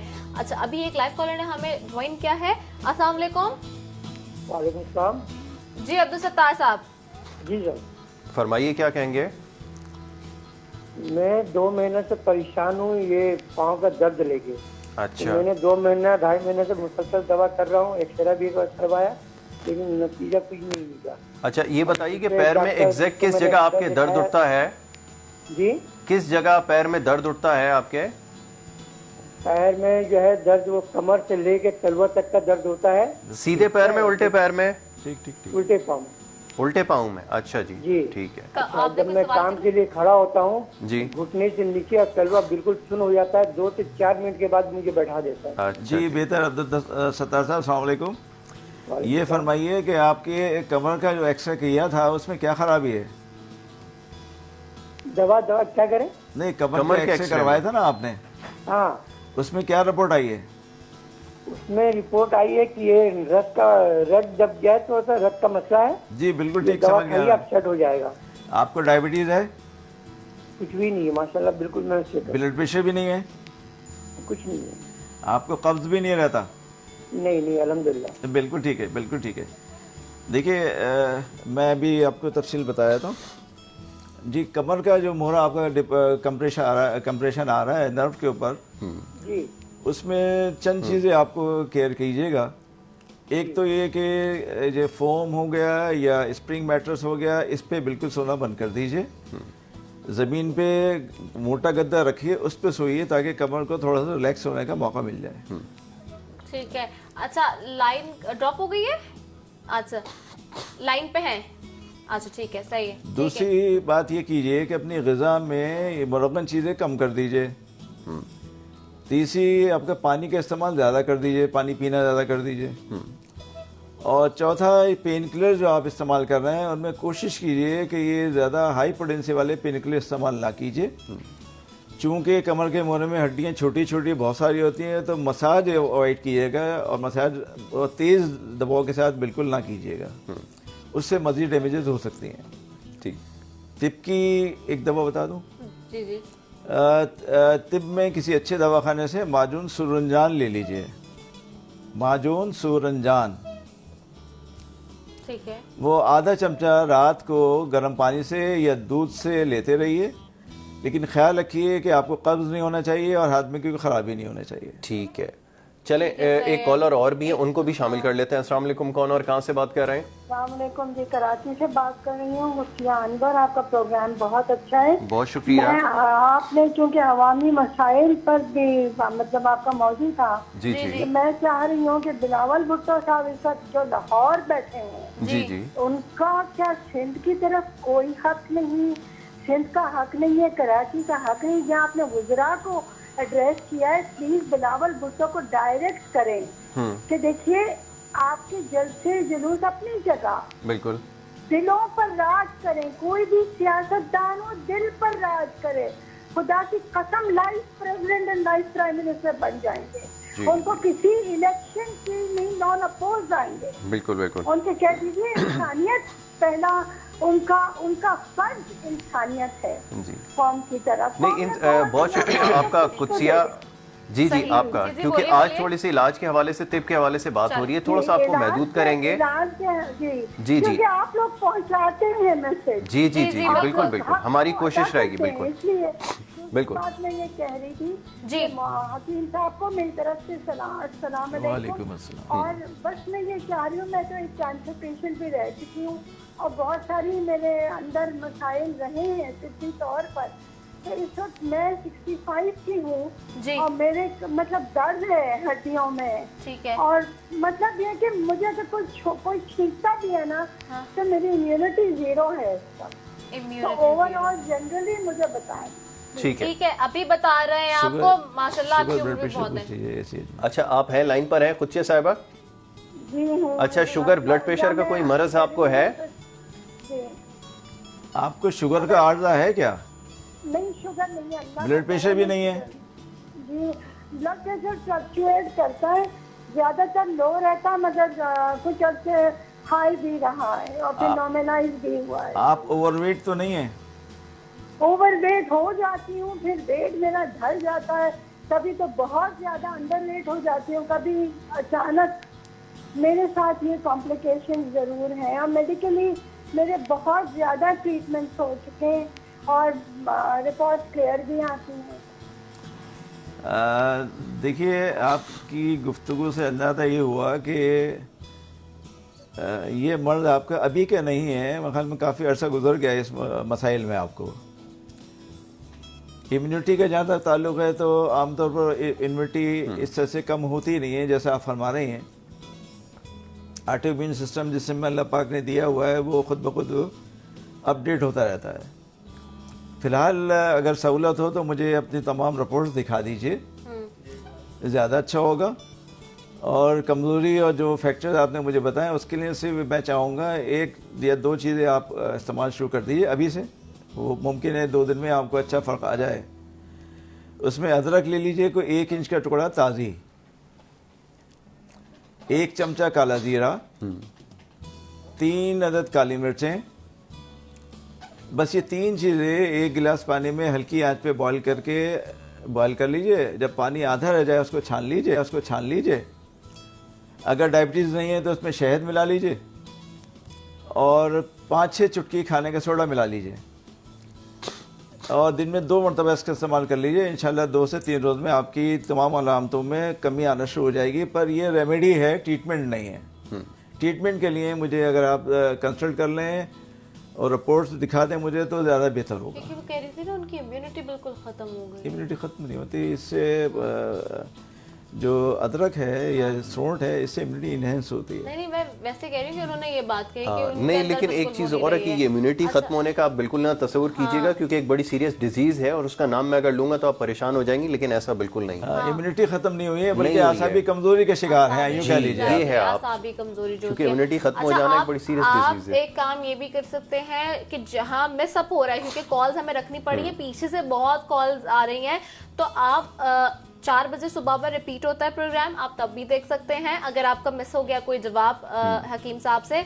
दूसरा, फेसबुक पर डल जाता है, प्रोग्राम अपलोड हो जाता है, चंद घंटों में, 2-4 घंटों में हो जाता है, तो आप वहां पर जाके गुड मॉर्निंग कराची का पेज है उस पर जाके प्रोग्राम वहां से भी देख सकते हैं। तीसरा, हकीम साहब का नंबर चल रहा है, उनका एड्रेस चल रहा है स्क्रीन पर, तो अगर कोई चीज मिसअप हो गई है, मजीद वाजे करनी है आपने, तो ये नंबर आप देख सकते हैं स्क्रीन पर से, आप स्क्रीन पर से एड्रेस उठा सकते हैं, नोट डाउन कर लीजिए, उनसे डायरेक्ट भी आप बात कर सकते हैं, वो आपको डायरेक्ट भी इंटरटेन करेंगे। अभी एक और लाइव कॉलर ने ज्वाइन किया, उन्हें भी शामिल कर लें। अस्सलाम वालेकुम। वालेकुम, यासर भाई कैसे? मोहम्मद अशरफ बात कर रहा हूं। मैं ठीक हूँ मोहम्मद अशरफ, आप बताइए कैसे हैं? बात कॉल कर रहा हूँ, मैं कहीं हूँ। हाँ बिल्कुल, कहाँ गायब थे, कैसे हैं? ठीक है। अच्छा, एक चीज दूर सवाल करने थे, हकीम साहब का लियाकताबाद 1 नंबर पे किस जगह पे, थोड़ा सा एड्रेस मुझे समझा दें। लियाकताबाद 1 नंबर पे मेन डाकखाना स्टाफ है, वहाँ टेलीनॉर बैंक है उसके बराबर में। अच्छा अच्छा, मेरा बेटा है तकरीबन 10-11 साल का, उसको थोड़ा सा बिस्तर में पेशाब कर देता है वो ना, तो उसके हवाले से थोड़ा सा मिलना था। वो 10-11 साल का बच्चा है, उसके लिए कोई ऐसी हिकमत है या आपके पास आना पड़ेगा? नहीं, वो सिंपल है।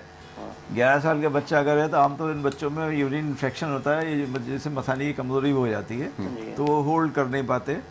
बाद बच्चों में कैल्शियम डिफिशिएंसी होती है, बाद औक़ात में एक एंटी डायरेटिक हार्मोन होता है, गुर्दे बनाते हैं, उसकी कमी आ जाती है, उससे ये सब चीज़ें हो जाती हैं। तो फ़िलहाल तो एक काम तो ये कीजिए, पेशाब का टेस्ट करवा लीजिए जनरल, उसमें अंदाज़ा हो जाएगा कि उसमें इन्फेक्शन है या नहीं है। और दूसरा, उसकी रात को पानी पीना कम कर दीजिए।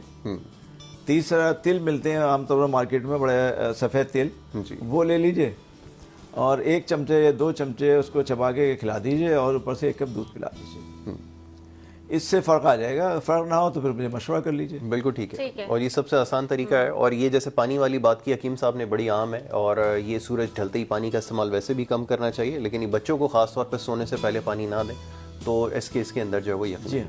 ठीक है जी। अच्छा, कॉल्स का सिलसिला जारी है और अगेन आपको बता दें कि हकीम साहब का नंबर स्क्रीन पर है, उनका एड्रेस स्क्रीन पर है, आप जा सकते हैं उनके पास, दिखाने के लिए भी राब्ता कर सकते हैं बजरिया कॉल भी, और हमारे प्रोग्राम के थ्रू तो भी आप कर ही रहे हैं। अच्छा हकीम साहब, बात हो रही थी थोड़ी सी यूनानी तरीक़ा इलाज की, तो इसमें जिस तरह से आपने कैंसर का बताया कि कैंसर का इलाज मौजूद है, तो अगर किसी भी स्टेज पर हो, फॉर एग्जांपल जिस तरह से कहते हैं कि दूसरे, तीसरे या आखिरी स्टेज पर है, तो वहाँ से फिर कम बैक हो सकता है, या फिर ये किस तरह से, क्योंकि एट टाइम्स ऐसा होता है कि कैंसर का पता भी नहीं चलता इतनी अर्ली स्टेज में लोगों को। देखिए, कैंसर आमतौर पर डायग्नोज, कैंसर या कोई भी मर्ज हो जी, पर शुरू में सिम्टम्स आती हैं, वो इतनी एक दूसरे सिम्टम्स से मैच कर रही होती हैं कि हम डिस्टिंग्विश करना मुश्किल होता है कि ये मर्ज क्या है। ठीक है। जब थोड़ा एडवांस होता है, अलामतें वाज़ेह होती हैं, तो फिर सामने आता है कि ये मर्ज ये है, और फिर तशख़ीस भी हो रही होती है, टेस्ट भी हो गए। अब बाद औक़ात ये ऐसा होता है कि मर्ज बहुत एडवांस होता है, तशख़ीस मुश्किल हो जाती है। और जब कोई मर्ज एडवांस हो जाए तो उसके एलाइड ऑर्गन्स भी इसमें इन्वॉल्व हो जाते हैं। जैसे जब मेटास्टेटिक कार्सिनोमा जब डेवलप होता है, जो फैल जाता है, तो वो अगर कहीं से भी लीक हो गया सेल, वो कहीं जाके कैंसर, तो उस वक्त तो थोड़ा मुश्किल हो जाता है जी। क्योंकि पेशेंट की कंडीशन वो भी थोड़ी ज़्यादा ख़राब हो चुकी होती है और वो कोऑपरेट भी उम्र नहीं करते हैं। लेकिन अगर सेकेंड स्टेज में ही अर्ली स्टेज में मालूम हो जाए तो बहुत से कैंसर हैं जो क्योर हो सकते हैं, लेकिन प्रॉपर डायग्नोसिस अर्ली ज़रूरी है। बिल्कुल ठीक। अच्छा, एक और लाइव कॉल रहे हैं, उनसे बात कर रहे हैं। अस्सलाम वालेकुम। जी अस्सलाम वालेकुम। वालेकुम सलाम जी, कौन बात कर रही है, कहाँ से? मैं कराची से बात कर रही हूँ। जी निम्रा। मेरे पाँव ना बहुत सुन हो रहे हैं ना। ठीक है। तो मेरे पाँव सुन हो रहे हैं बहुत ना। ठीक है। अब आप उसका बताएं मैं क्या करूं, मैं दवाइयाँ भी बहुत खा रही हूँ। कौन सी दवाई ले रही हैं? मैं जिना से ले रही हूँ दवाई ना। मुझे पाँव सूखने की भी खासी वजूहत होती हैं, ऐसी वो हैं, तो कह नहीं सकता है कि बगैर देखे या बगैर रिपोर्ट तशख़ीस किए हुए पाँव सूखने की वजह क्या है। बाद औक़ात आपका ओवरवेट है, बाद औक़ात सूजन है उसमें, बाद औक़ात उसकी ख़राबी है, क्या नाम है, सिस्टम की ख़राबी है, बाद औक़ात गुर्दे की ख़राबी है, बाद औक़ात शुगर की है, तो मुनासिब होगा कि रिपोर्ट्स के साथ रब्ता करें। ठीक है। अच्छा हकीम साहब, श्रब्स एंड हर्ब्स के ऊपर मैं आ रही थी कि जो जड़ी बूटियां हैं और इस तरह की चीज़ें, इनसे यूनानी तरीका इलाज में इलाज होता है या ये कितना इफेक्टिव होता है, ये भी थोड़ा सा हमारे नाज़रीन को बताएं। यस, क्वेश्चन बहुत उम्दा है। देखिए, यूनानी जो तिब्बे तरीक़े इलाज है उसमें जितनी हर्ब्स, जितनी एनिमल सोर्सेज और जितनी मिनरल सोर्सेज हैं सब इस्तेमाल की जाती हैं एज ए दवा। ठीक है। सिर्फ स्पेसिफाइड हर्ब पर नहीं है यूनानी मेडिसिन, वो तमाम चीज़ें उसमें अहाता किए हुए हैं। अच्छा। यूनानी मेडिसिन इतना ही पुराना है जितना वैदिक और चाइनीज़ है। ठीक इट है। एक कंप्लीट सिस्टम ऑफ मेडिसिन। आपने हर्ब शर्ब की बात की, हर्ब शर्ब जो है यूनानी मेडिसिन में एक फील्ड है कि साहब हमने दवा दी, उसमें हर्बल मेडिसिन भी इस्तेमाल कर ली, हर्ब भी इस्तेमाल कर ली, हमने उसमें एनिमल फैट भी इस्तेमाल किया, जैसे अंबर है, मुश्क है, ये एनिमल सोर्स है, ठीक है। मरजान है और दूसरे जवाहरात हैं वो मिनरल सोर्स है, और जितनी जड़ी बूटी हैं वो हर्बल सोर्स में आ गई। तब तमाम मिलकर ये जो है ये एक तरीक़े इलाज वज़ा किया जाता है। और हर्ब और शर्ब कोई अलग चीज़ नहीं है, ग्राउंड लेवल पे थोड़ी ऊपर, दे आर मेडिसिन। अच्छा, तो ये क्या बहुत स्लो ट्रीटमेंट होता है ये यूनानी जो होता है, या जिस तरह एलोपैथिक होता है कि लोग इसलिए एलोपैथिक ज्यादा प्रेफर करते हैं होम्योपैथिक, और ये हकीम और इनके पास जाने से इसलिए घबराते हैं, कहते हैं कि 3-4 महीने लग जाते हैं, 8-8 महीने लग जाते हैं, और हम हमारा वही नहीं, कोई फर्क ही नहीं लग रहा होता उन्हें, ऐसा फील कर रहे होते हैं वो। ऐसा नहीं है। तरीका ये है कि जब कोई भी मर्ज पुराना हो जाए जी, तो मैंने जैसे पहले अर्ज किया था कि सारे एलाइट सिस्टम इन्वॉल्व हो जाते हैं जी, तो वो सबको ठीक करने में डेफिनेटली टाइम लगेगा जी। अच्छा। अब मर्ज को हम डिफरेंशिएट करते हैं दो हिस्सों में, एक एक्यूट फेज में, एक क्रोनिक फेज में। ठीक है। तो अगर वो एक्यूट क्रोनिक बादक़त एक्यूट में कन्वर्ट हो जाता है तो उसमें उसको वैसे ही ट्रीट करना पड़ता है। ठीक। ये कॉन्सेप्ट है कि ये स्लो ट्रीटमेंट है, स्लो नहीं है। बात का जैसे एक्यूट एब्डोमेन के केसेस आते हैं, पेट में दर्द हो गया, कान में दर्द हो गया, शदीद नज़ला हो रहा है, जैसे हाल एक्यूट किडनी पेन्स हैं, वी हैव द ट्रीटमेंट के फौरी तौर पर रिलीफ हो जाएगा। लेकिन अब सिस्टमिक आपने व्यू करना है तो इट विल टेक टाइम। ठीक है, एक और लाइव कॉलर को ले लें। अस्सलाम वालेकुम। हेलो, अस्सलाम वालेकुम अस्सलाम जी। जी, मैं जैस्मीन बात कर रही हूँ। जी जैस्मीन, हकीम साहब से बात करवाइएगा जरा। जी बात कर रहा हूँ, अस्सलाम वालेकुम। डिस्कस करनी। हेलो, अस्सलाम जी। वालेकुम सलाम, फरमाइए। जी, आपसे ये बात पूछना था कि गैस का जो प्रॉब्लम होता है खाने के बाद, इसके लिए कुछ बताएंगे आप? बहुत सिंपल,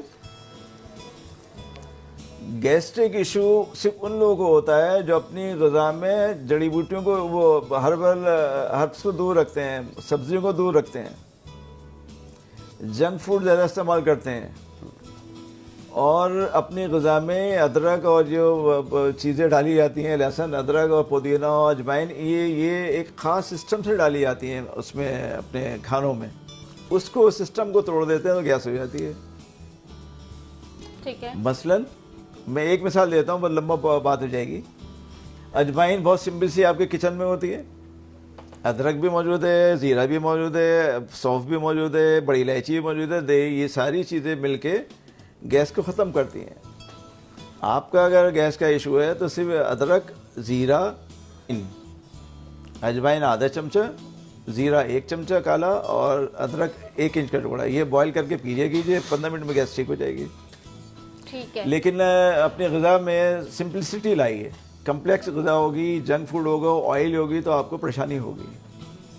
ठीक है, ठीक है डॉक्टर साहब। अच्छा, साथ ही साथ कॉल्स का सिलसिला जारी है और हम सवालात करें। अच्छा, मैं आपसे पूछ रही थी एक चीज़ ये किडनी के एग्जैक्टली ये भी बताइएगा, जो हजामा का मैंने आपसे पूछा था कि ये भी। जी जी, हजामा आजकल बहुत कॉमन है।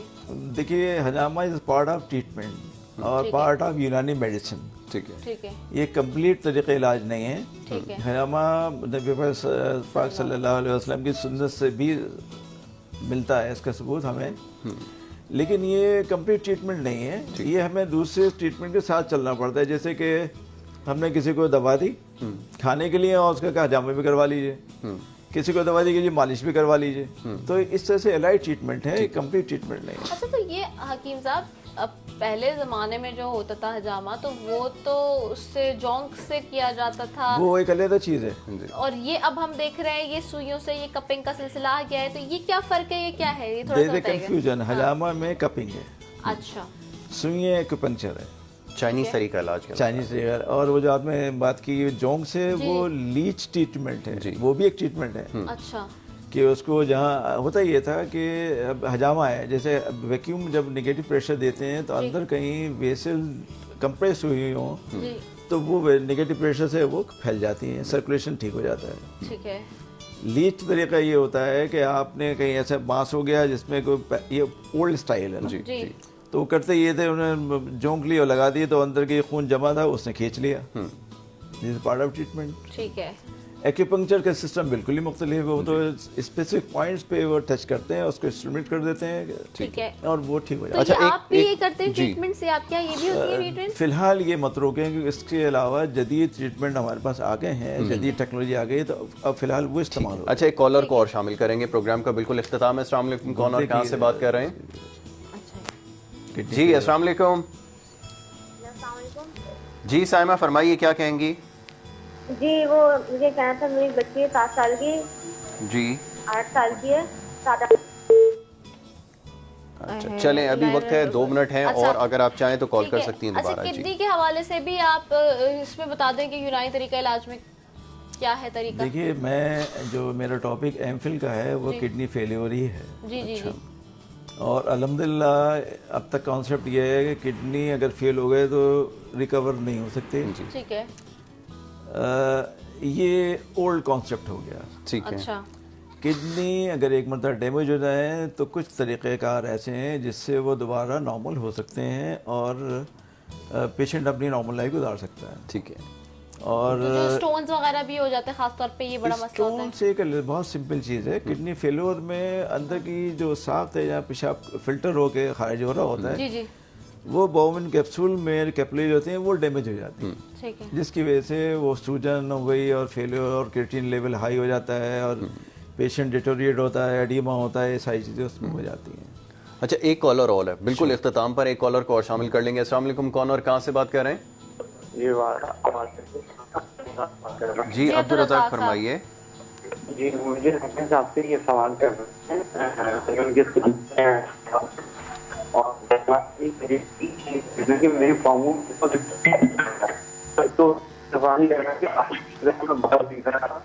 तकरीबन पूरे डॉक्टर। अच्छा अब्दुल रज़ाक साहब, आपकी क्योंकि लाइन में कुछ हो सकता है कि प्रॉब्लम हो, तो आपकी बात जो है वो ठीक तरह से नहीं समझ सके, लेकिन गुजारिश आपसे ये कि आप अपना सवाल जो है वो रिकॉर्ड करा दीजिए और इंशाल्लाह आने वाले प्रोग्राम में इसका ज़रूर जवाब देंगे। हकीम साहब को दोबारा भी इंशाल्लाह ज़हमत देते रहेंगे, उनसे इस बारे में ज़रूर बात करेंगे, बल्कि प्रोग्राम के बारे में बात करके आपको जो है वो बता भी देंगे। और अगर आप चाहें तो प्रोग्राम में हमारा नंबर जो हकीम साहब का है वो स्क्रीन के ऊपर मौजूद है, आप चाहें तो फ़ोन करके पर्सनली भी उनसे रब्ता कर सकते हैं। बिल्कुल, thank you so very much Hakim Mohammad Shakeel Ahmad sahab हमारे साथ यहाँ मौजूद थे और आज बड़ी ख़ास गुफ्तगू जारी थी। यूनानी तरीका इलाज जो है वो किस तरह से हो सकता है, आपकी बीमारियाँ उस तरीके से किस तरह हल हो सकती हैं, इस पर हम गुफ्तगू कर रहे थे। जी हकीम साहब जी। एक मैं एडिशन करूँगा, एक कॉन्सेप्ट हमारे आम लोगों में है कि बच्चों का ट्रीटमेंट तिब में नहीं होता, तो मैं सिर्फ इतना कहूँगा बच्चों को कोशिश कीजिए कि हर्बल मेडिसिन और नेचुरल ट्रीटमेंट में रखें, लेकिन उन अच्छे मौलवी से रब्ता करें। जी एक बात, हत्तुल इम्कान कोशिश करिए कि बिला ज़रूरत बच्चों को एंटीबायोटिक का इस्तेमाल ना किया जाए। बिल्कुल ठीक है, बहुत आम बात है, बहुत ठीक है ना। तो अच्छे मौलवी अगर आप रब्ता कर लेंगे तो बच्चों का ट्रीटमेंट सिंपल है, कोई इतना मुश्किल नहीं है। ठीक है, अगली दफ़ा हम इंशाल्लाह फिर इस पे किडनी पे और बच्चों वाले मामले पे इशू पे बात करेंगे। और thank you so very much Hakim sahab, आपने वक्त निकाला और साथ ही साथ आपकी कॉल्स बहुत आ रही है। अब आप एक काम ये कर सकते हैं कि प्रोग्राम का वक्त चूंकि खत्म हो चुका है, तो आप हकीम साहब का जो नंबर चल रहा है स्क्रीन पे उस पर डायरेक्ट कॉल कर सकते हैं, उस राब्ते पर जाके उनसे रब्ता कर सकते हैं। साथ ही साथ आज के वार्डरोब की बात कर ली जाए तो आज का वार्डरोब हमें स्पॉन्सर किया elite vogue by Fatima Faisal. बिल्कुल, और अगर आप इस बारे में मजीद कोई तफसील जानना चाहते हैं तो सोशल मीडिया के ऊपर आप हमारा पेज ज्वाइन कीजिए। प्रोग्राम के हवाले से जो वो तमाम जो मेहमान आते हैं उनके नंबर्स भी वहाँ पर अवेलेबल हैं, आप उसके ज़रिए भी प्रोग्राम में रब्ता कर सकते हैं, क्योंकि अभी भी कॉल्स का सिलसिला जारी है, लेकिन प्रोग्राम का वक्त खत्म हो गया। कल इंशाल्लाह दोबारा इसी प्रोग्राम में एक नए मौजू, एक नए मेहमान के साथ आपसे दोबारा मुलाकात होगी। अपना बहुत ख्याल रखिएगा। प्रोग्राम का वक्त खत्म हुआ। मोहम्मद यासिर, रिदा सैफी और गुड मॉर्निंग कराची की पूरी टीम को दीजिए इजाज़त। पाकिस्तान जिंदाबाद।